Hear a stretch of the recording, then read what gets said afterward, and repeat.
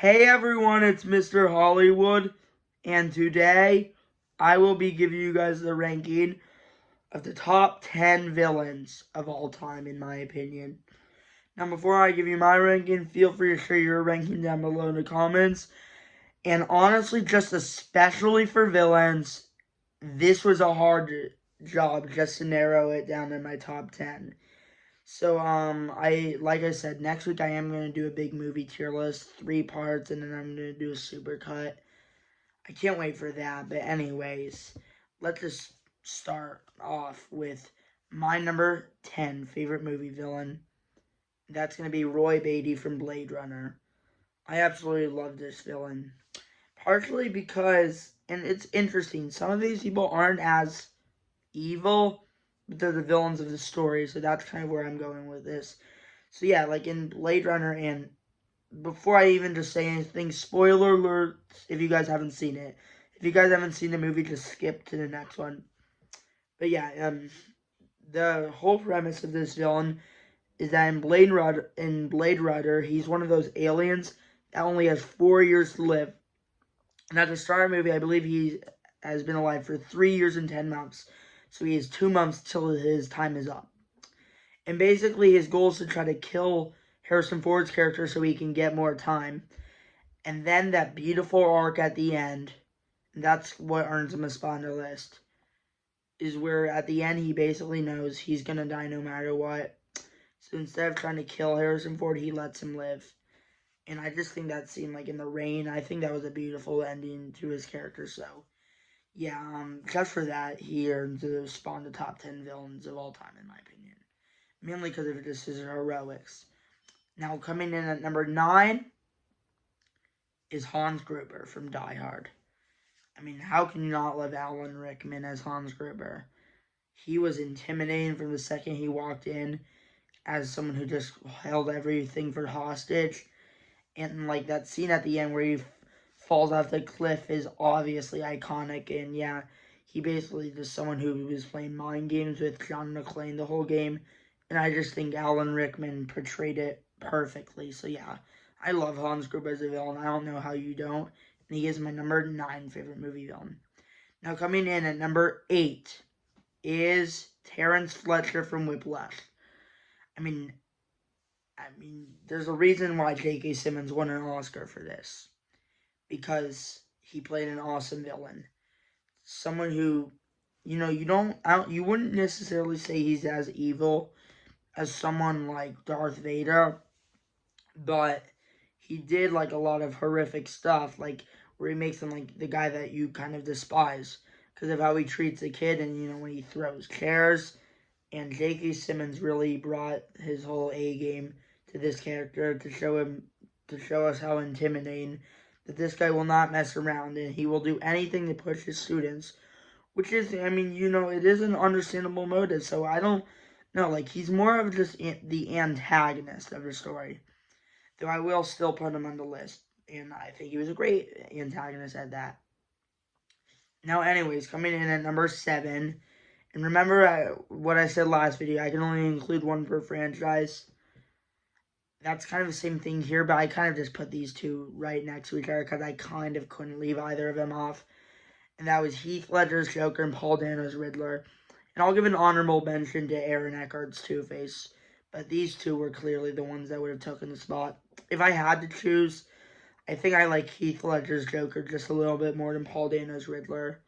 But anyways, both of them are awesome villains. For Heath Ledger, of course he won an Oscar for that, and rightfully so. He did an awesome job.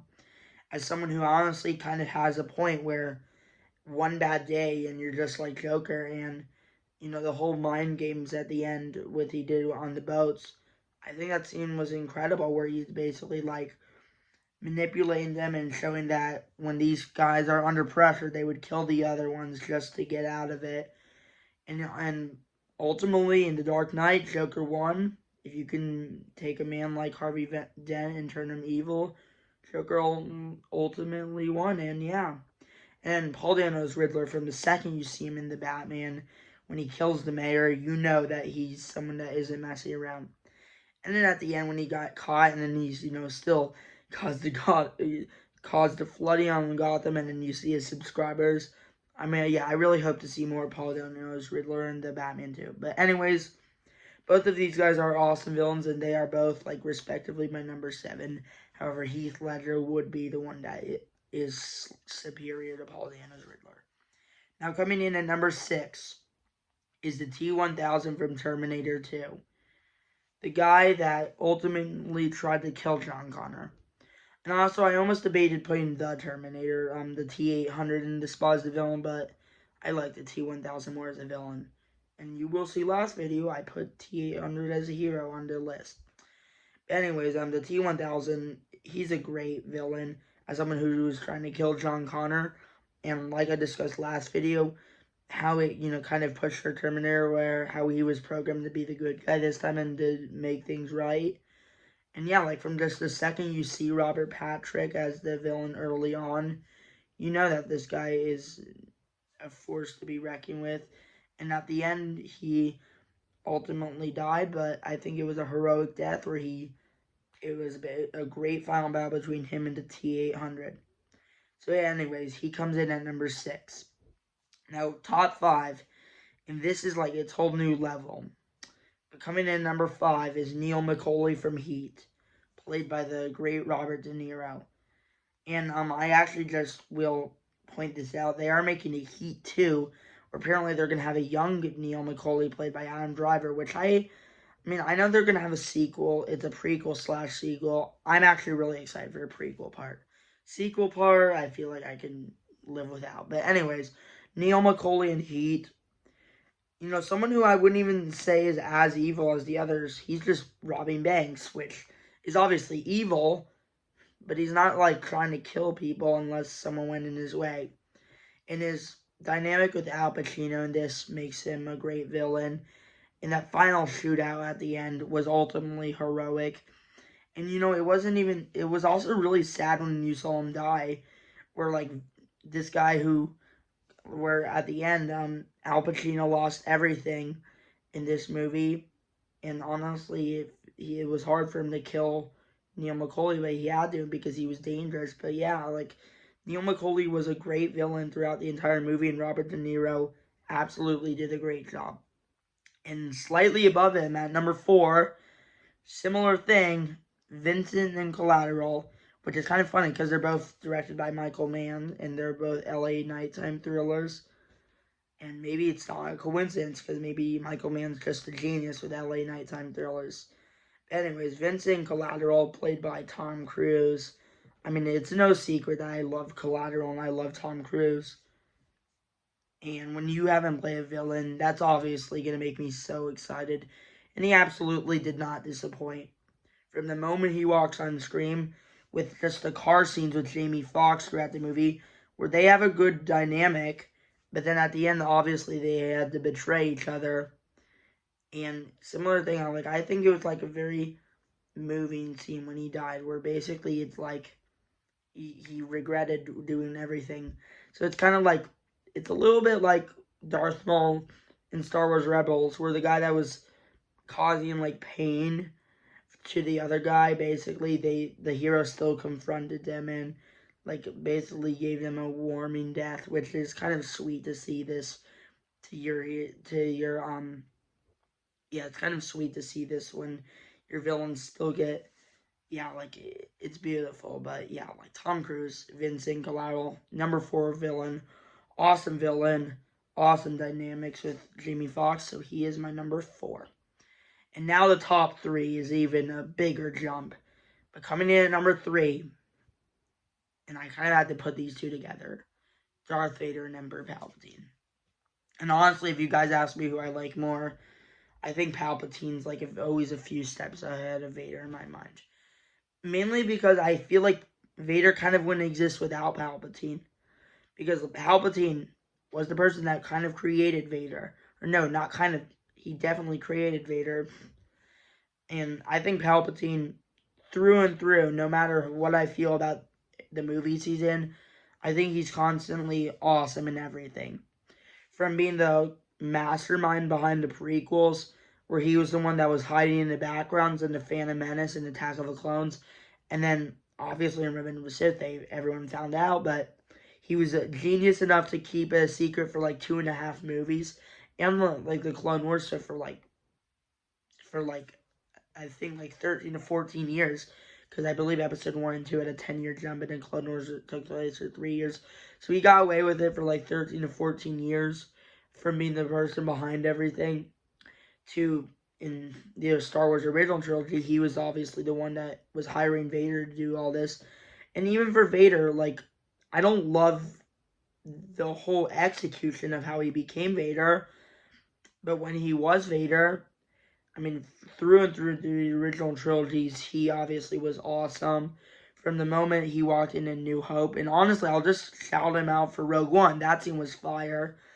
And then to his moments in Empire Strikes Back, where I don't want to say he becomes less evil, but he obviously kind of just goes away from the Emperor and kind of follows his own rules, to obviously feeling very conflicted all throughout Return of the Jedi and ultimately sacrificing himself.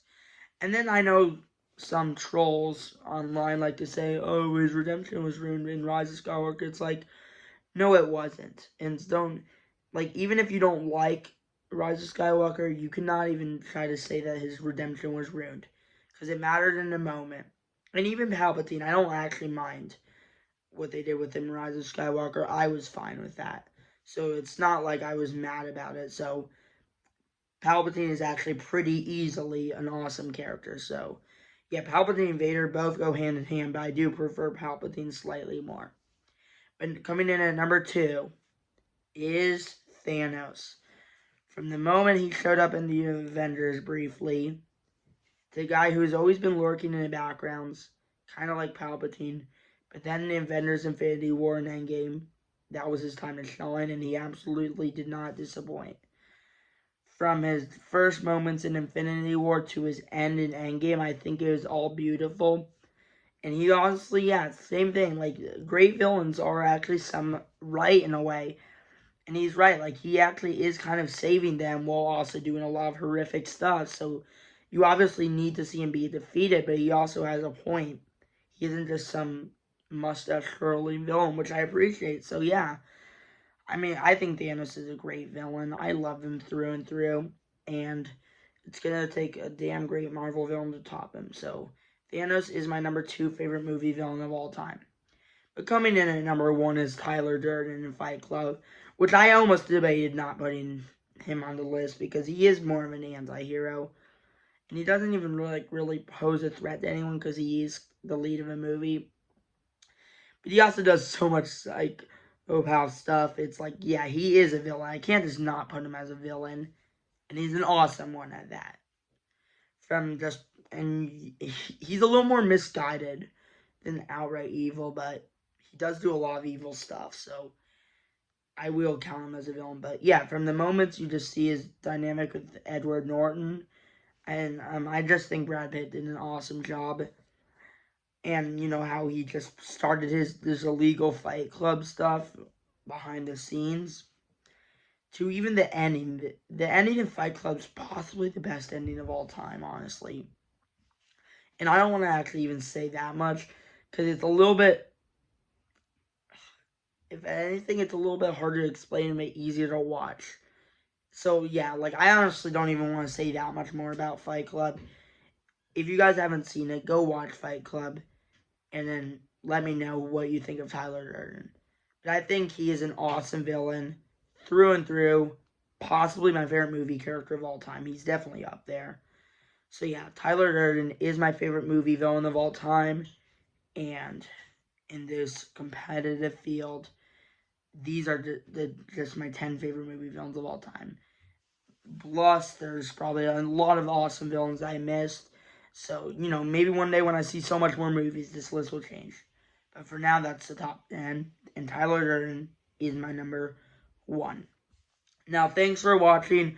Feel free to share your ranking down below in the comments of your favorite movie villains. And I cannot wait to do my Omega character tier list. It's going to be awesome. Now, thanks for watching, and peace out.